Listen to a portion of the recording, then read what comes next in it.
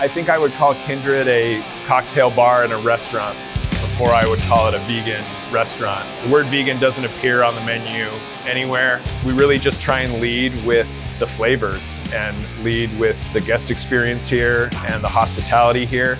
We don't necessarily think that a vegan label is necessary. On the food side, I liked the idea of some of the food that I was seeing at non-vegan restaurants that would be maybe considered gastro bars or gastro pubs, kind of a new American cuisine that is somehow nostalgic, but also using a lot of fine dining flavors and fine dining techniques in the food, even though it still had a sense of being kind of bar food.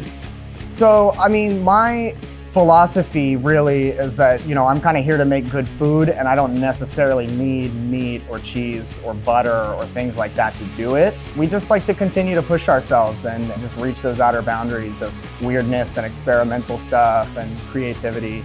Some of our most popular dishes, it's called the rice above. It's basically an elevated risotto dish. We kind of take risotto and we form it into cakes.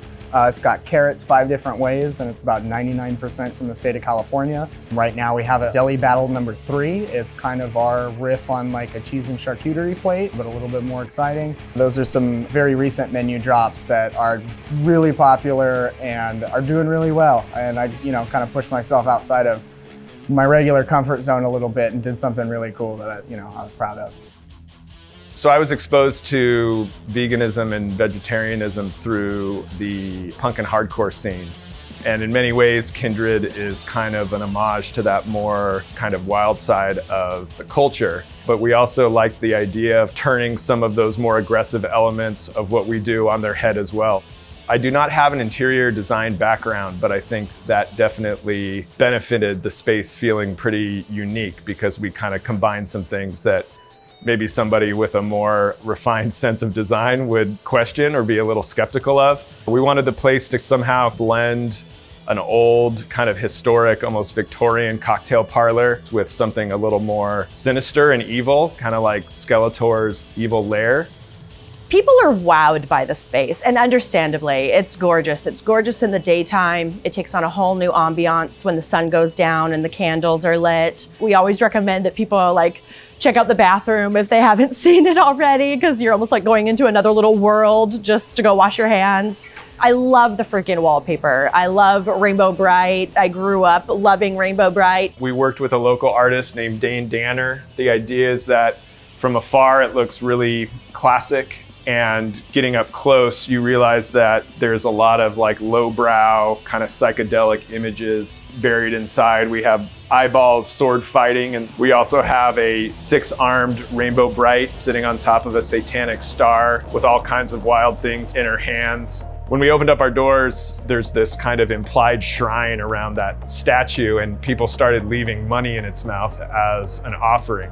The money started to kind of pile up and almost fall out of its mouth. So we were trying to kind of find something to do with this money that we felt was as noble and frankly as cool as the concept that resulted in the money being there. We ended up partnering with the California Wolf Center in Julian that works on rehabbing wild wolves. Once we found them, we realized it was a great opportunity to kind of carry on this inspiration and this tradition that our guests started. So now we match every dollar that gets put in the wolf's mouth, and we send a donation check each month to the California Wolf Center.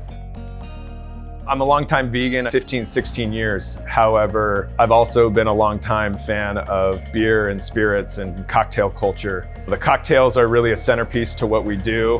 They're as important as the food. I wanted Kindred to be a place that the experience was truly unique. Here at Kindred, we're known for making drinks that are a little more outrageous and sort of pushing the boundaries of what you can do with plant-based cocktails. I'd say anytime we bust the torch out and light something on fire, that's gonna get a lot of pictures. We have a drink on our menu, the Mist Spider. It's taking a traditional whiskey sour with some creme cacao and peach jam in there. And it gets a dried lemon ring on top, soaked in a little bit of rum and then doused with cinnamon. It just gives this nice little bloom effect. People love that.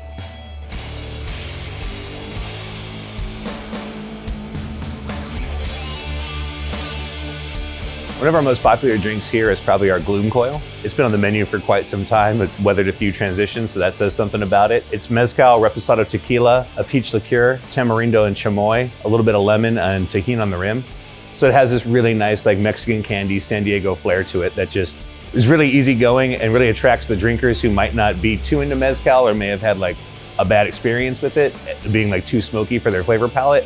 So sort of working with that to create something that like teeters on the line between smoky, sweet, and savory that's really approachable. My favorite drink on the menu is pretty basic. I love the River Styx, and I'd call it our household fashioned. Bourbon, creme de cacao, coffee liqueur, allspice and bitters. Lemon twist, really nice, simple, easy. Has a nice little play between being not too boozy and not too sweet. Sits right in a little sweet spot for an old fashioned. My favorite part of being a part of this experience has been constantly being pushed by the other team members here to be more creative and constantly be better. There's no real time to like sit there and rest on your laurels here. It's always just trying to like, okay, that's great. We're rocking, we're at a good clip. What's next? The goal with opening up Kindred was, again, a place that everybody could enjoy themselves at. When we opened up our doors, we really hoped we would kind of see all kinds of ages, colors, cultures, people from the local neighborhood, people from out of town, and frankly, have just been humbled since the doors opened that we were able to actually pull that off. I definitely had never seen a place that looked like Kindred, and I had never been to a place that tried to do what Kindred's trying to do, which is why I actually wanted to create it. But because of that, we weren't entirely sure how it would be received. And thankfully, people were equally excited about what we were doing as we are.